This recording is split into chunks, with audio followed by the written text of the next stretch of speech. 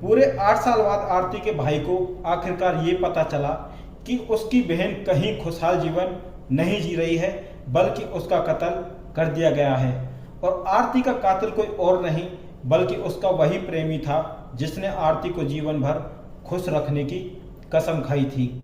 दिल्ली में साल 2008 में एक खूबसूरत लड़की का बड़ी बेरहमी से कत्ल किया गया और उसकी लाश को कातिल ने नजफगढ़ के जंगलों में ठिकाने लगा दिया। इसके बाद कातिल आराम की जिंदगी जीने लगा, ऐसे जी रहा था जैसे उसने कुछ किया ही ना हो। दिल्ली पुलिस को जब उस लड़की की लाश मिली तो उसकी पहचान करना बेहद ही मुश्किल था, क्योंकि उसका चेहरा कातिलों ने पत्थरों से इस कदर कुचल दिया था कि उसकी पहचान करना नामुमकिन था। पुलिस के पास केवल एक सुराग था, वो था लड़की के हाथ पर बना ए नाम का टैटू और उस पर गुदा हुआ था मां शेरावाली। कैसे पुलिस उस टैटू के सहारे कातिल तक पहुंची, पूरी घटना की सच्चाई जानने के लिए हमारी वीडियो को अंत तक जरूर देखें। राम राम, नमस्कार, जय हिंद दोस्तों, मैं हूं पंकज कुमार। क्राइम वाली बात चैनल में आपका स्वागत है। हमारी वीडियो को लाइक, चैनल को सब्सक्राइब और बेल आइकन को दबाना ना भूलें। तो चलिए शुरू करते हैं। इस कत्ल के मामले में पुलिस को 8 साल बाद जाकर कामयाबी मिली, जिसकी वजह बना लाश के हाथ पर बना वही टैटू। दरअसल मरने वाली युवती का नाम आरती था। जब लड़की की लाश पुलिस को मिली थी तो पुलिस की कड़ी मशक्कत के बाद भी उसकी पहचान नहीं हो पाई, तो पुलिस ने उसका पंचनामा करके आरती की लाश का अंतिम संस्कार कर दिया। लेकिन कहते हैं कि गुनाह कभी कभी खुद बोलता है और गुनाहगार का राज खुल जाता है। डीसीपी क्राइम भीष्म सिंह ने बताया कि आरती का 8 साल पहले एक लड़के विजेंद्र उर्फ रिंकू के साथ अफेयर था।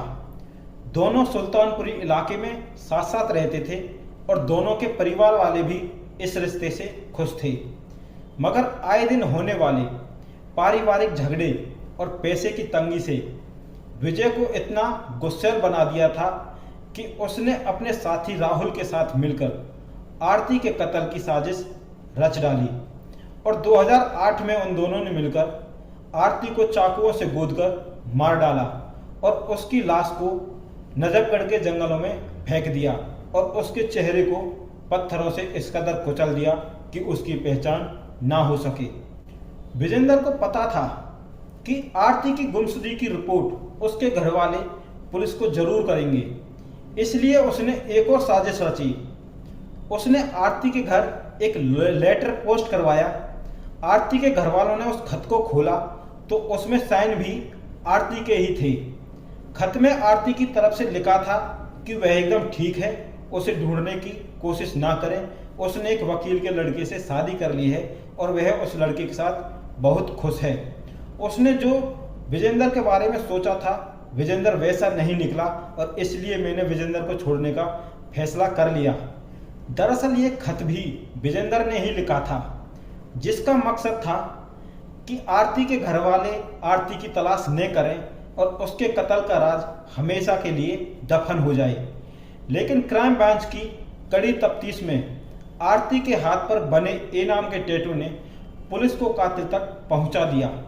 कत्ल के 8 साल बाद जब आरती का भाई अनिल अपनी बहन की तलाश के लिए पुलिस के पास पहुंचा तो पुलिस ने आरती के भाई से ए नाम के टैटू के बारे में पूछा तो अनिल ने पुलिस को बताया कि मेरी बहन के हाथ पर ए नाम का टैटू था और उसके हाथ पर मां शेरावाली लिखा हुआ था। बस उसी सुराग के सहारे क्राइम ब्रांच ने इस केस की सारी परतें खोलकर रख दी और पेशे से तांत्रिक विजेंद्र और उसके साथी राहुल को पुलिस ने पकड़ लिया। पूरे 8 साल बाद आरती के भाई को आखिरकार ये पता चला कि उसकी बहन कहीं खुशहाल जीवन नहीं जी रही है, बल्कि उसका कत्ल कर दिया गया है। और आरती का कातिल कोई और नहीं बल्कि उसका वही प्रेमी था जिसने आरती को जीवन भर खुश रखने की कसम खाई थी। दोस्तों, ऐसा प्यार जो थोड़े थोड़े झगड़े पर अपने ही साथी का कत्ल कर दे, ये प्यार नहीं, हवस है। दोस्तों, आप इस घटना के बारे में क्या कहना चाहोगे? आप अपनी राय कमेंट करके जरूर दें। मिलते हैं आपसे एक और सच्ची घटना के साथ अगली वीडियो में। तब तक आप अपने परिवार का ख्याल रखें, माता पिता का ख्याल रखें, खुश रहें, स्वस्थ रहें। जय हिंद, जय भारत।